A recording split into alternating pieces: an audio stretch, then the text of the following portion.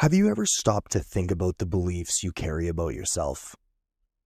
You know, the ones you don't even question because they've always just been there. What if I told you that some of those beliefs, they're not even true? What if the stories you've been telling yourself about yourself for years are nothing more than echoes of misunderstood moments? Hi there, and welcome to the Wolverine Lifestyle Podcast, where personal growth meets deep thought and introspection. I am your host, Dylan Andres, and I'm glad you're here with me today. This episode is all about unraveling one of the most common limiting beliefs many of us hold: the belief that we are not good enough. Today's topic is inspired by a journal prompt that really got me thinking. What beliefs about yourself were instilled in you by others? And are they really true? I'll be sharing what I uncovered from my own personal response to this prompt, diving into the roots of this belief and exploring how I've worked to challenge and change this in myself over time. So grab a cup of coffee, settle in, and let's explore this together. All right, let's start with the basics. What exactly are limiting beliefs? Simply put, they're those deeply ingrained thoughts that hold us back. They often come from experiences we've had growing up and those moments that stuck with us. Maybe even moments that we perhaps misinterpreted. These beliefs can come from words that were said to us, sure, of course, but most often they're shaped by the actions we observe and the meanings we assign to them. Take a moment and think about this for yourself. I'll even pause for a couple seconds in between each question for you to ponder on this. Can you recall a time when you felt inadequate or unworthy? What was happening in your life at that time? How did those feelings shape the way you saw yourself? For many of us, these beliefs aren't only based on any sort of universal truth. They're shaped by our emotional state at the time. Maybe you were feeling vulnerable or uncertain, and that's what colored the way you interpreted that specific situation. I'll share an example from my own life in a moment, but first, let's talk about how powerful those early interpretations can be for us. When we're young, we don't always have the tools to see situations clearly. We're just trying to make sense of the world around us. Unfortunately, that often means we're drawing conclusions about ourselves that simply aren't true. And we carry those conclusions with us, sometimes for years, sometimes forever. Basically, until we decide to address those conclusions we once made about ourselves that are now showing up in our current life, controlling the light we see ourselves in.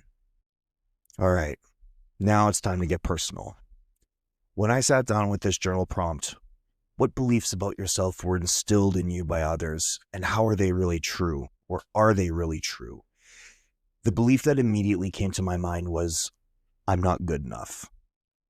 The first memory that came up with this belief, that hit me the hardest anyways, was when I was about 9 years old. My family had moved to a new small town, and as the new kid, as the new fat kid at that, I felt like an outsider.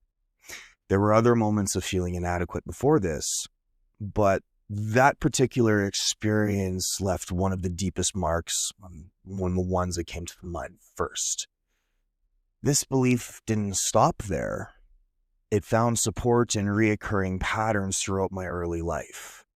I vividly remember moments when people who I believed were my friends would cancel plans with me to go and hang out with others behind my back. These same friends would actively conspire to not tell me or ensure that I wouldn't find out. There were birthday parties and sleepovers I wasn't invited to, the friends who came and went, and the painful realization that some people only stayed around simply because they needed something from me.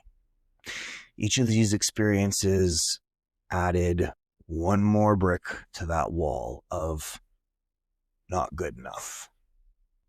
Now, here's the interesting thing. No one ever said those exact words to me. No one ever looked me in the eye and said, "You're not good enough.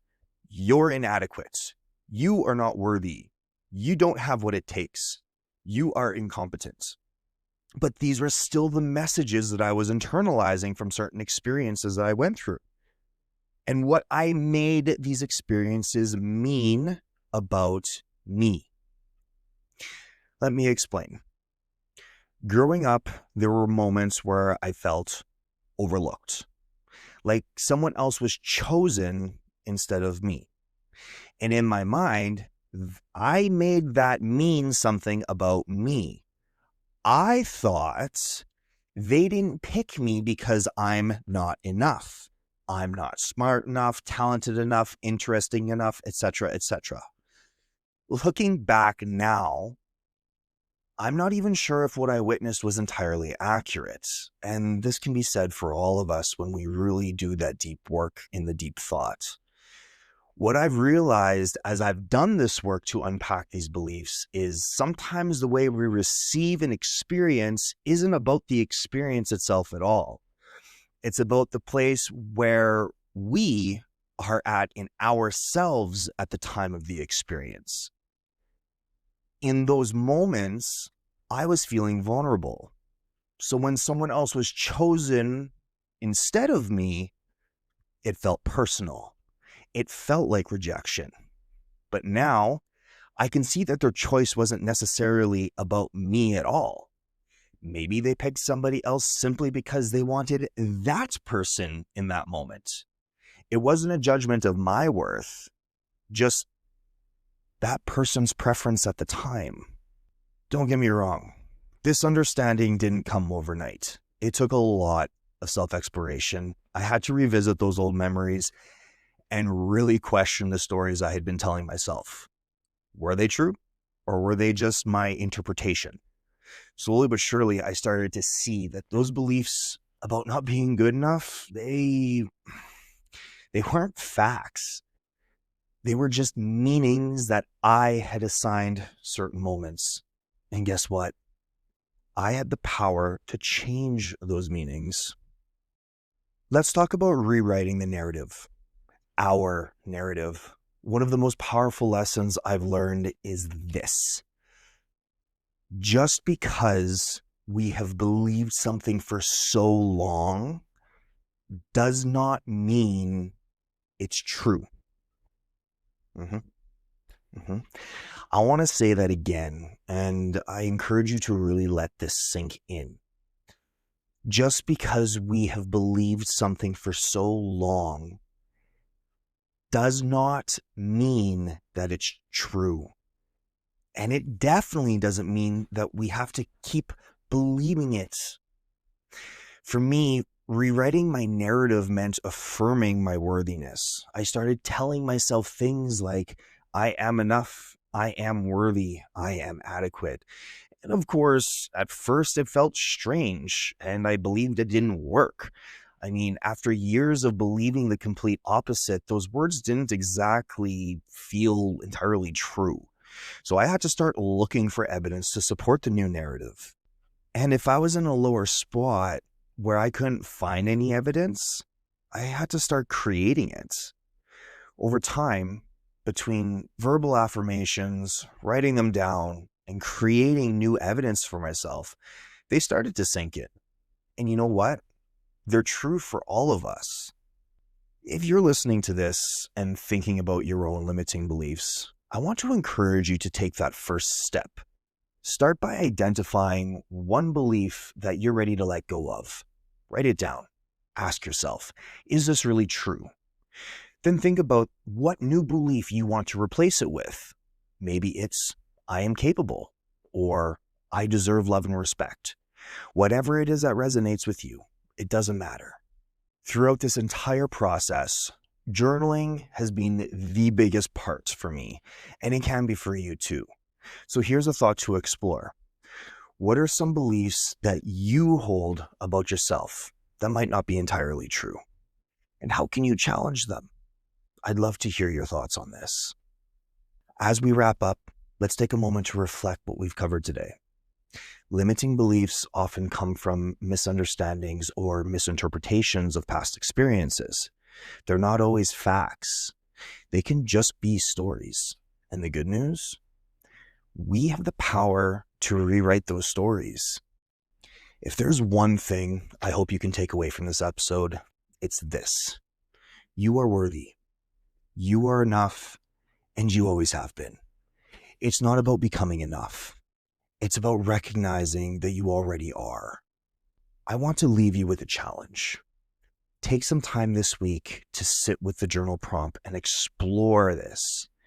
Ask yourself, what beliefs about myself were instilled in me by others? And are they really true? Grab your journal, go for a walk, or simply sit in silence with your thoughts. Whatever it is that you do, give yourself the space to explore this. You might be surprised by what you uncover. And if you're ready to take a step further into your own self-exploration journey, grab my free ebook, 30 Days to Know Yourself. Link in the show notes along with all my other socials. Thank you for joining me in this episode of the Wolverine Lifestyle Podcast. If it resonated with you, I'd love to hear your thoughts. Leave me a review, reach out to me on social media, and share this episode with someone who might need to hear this today. Until next time, remember, the truth is you've always been enough. It's just about letting yourself see it.